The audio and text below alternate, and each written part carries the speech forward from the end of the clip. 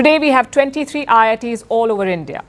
And now one of them has opened a campus in the United Arab Emirates, UAE. IIT Delhi Abu Dhabi is officially open for business.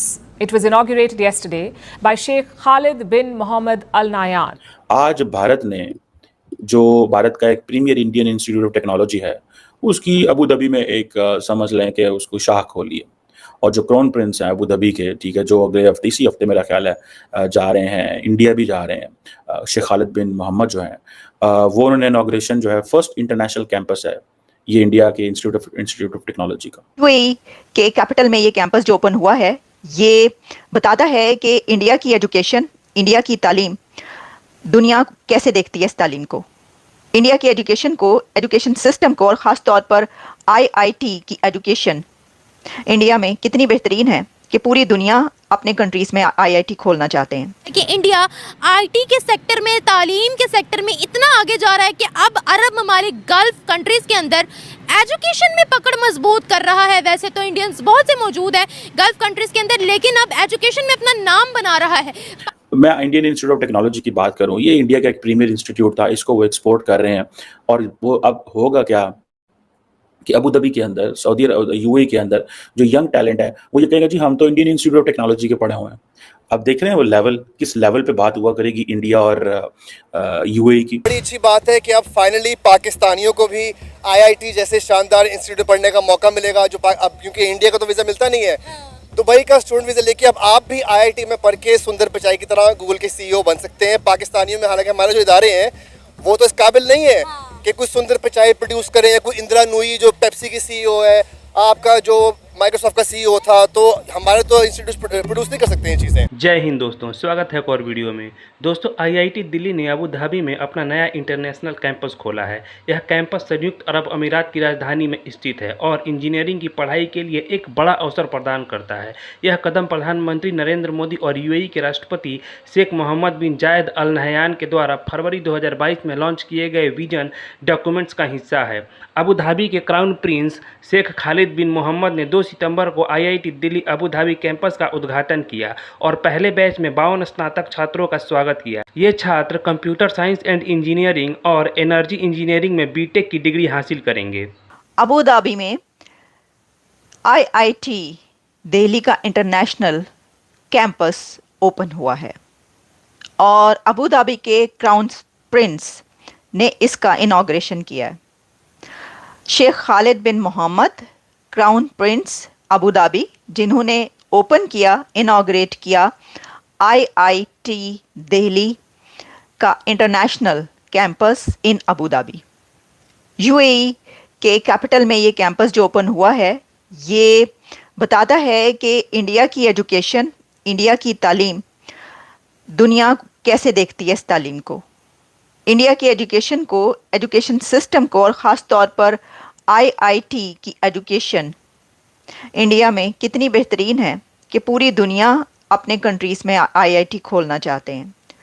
तो एक तो मैं आपको इसकी detail बताऊंगी, साथ ही भी बताऊंगी कि वो कौन से कंट्रीज़ हैं जिसमें आईआईटीज़ ओपन करने की लोगों की ख्वाहिश पे और ओपन किया भी जा रहा है, क्योंकि कंट्रीज़ ये पसंद करते हैं कि ये दुनिया, क्योंकि इस वक्त का ये एरा ही आईआईटी का है, इंफॉर्मेशन टेक्नोलॉजी का दौर है। हर कोई चाहता है कि उसके पास ये टेक्नोलॉजी हो और सबको ये पता है कि इसकी जो बेहतरीन टेक्नोलॉजी है वो इंडिया में है।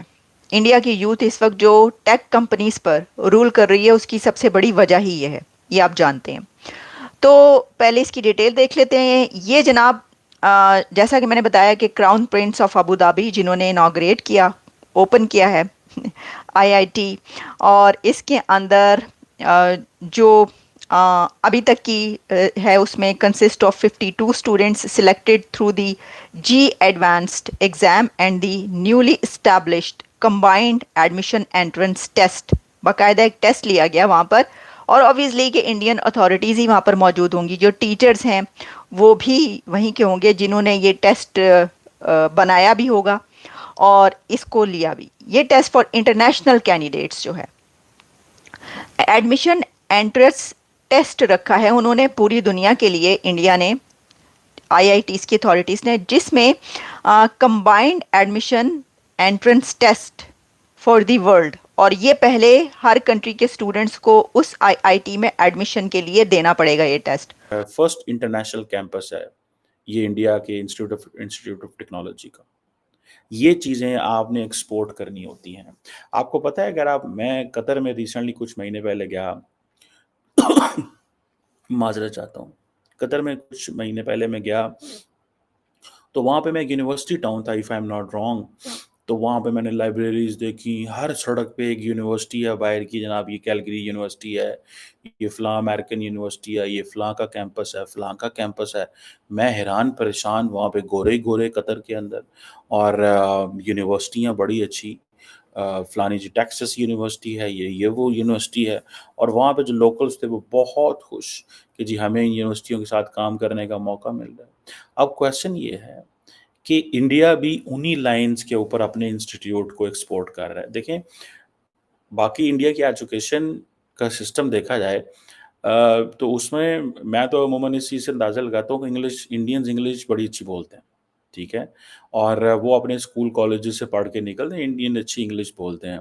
हमारे यहाँ भी अच्छी बोलते होंगे, लेकिन सिर्फ़ जो प्राइवेट सेक्टर में पढ़े हुए हैं, वो थोड़ा-सा एक सेक्टर है।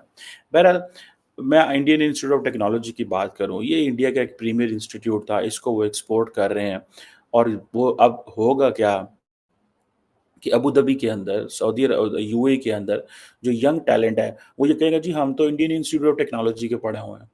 अब देख रहे हैं वो लेवल, किस लेवल पे बात हुआ करेगी इंडिया और यूएई की। मुझे ये इमेजिन बताएँ कि एक लीडर जाता है और जाके कहता है कि या हबीबी हेल्प, ठीक है जी, कर्ज़ा रोलेबल करना है, और दूसरा जाता है who is not a Muslim but he is a Hindu और क्रिश्चियन या कोई और, उनके पास और जा कहते हैं या हबीबी हमसे जो है ना ये इंस्टीट्यूट ले लो, ये हम आपको गिफ्ट करना चाहते हैं, ये हमारा बड़ा प्रीमियर इंस्टीट्यूट है, ये आपके बच्चों की बड़ी हेल्प करेगा, और हम इसको जो है वो चाहते हैं कि यूएई और इंडिया के ताल्लुकात जो हैं इससे वो आगे जाएँगे, या हबीबी मान जाता है। अब क्वेश्चन ये है कि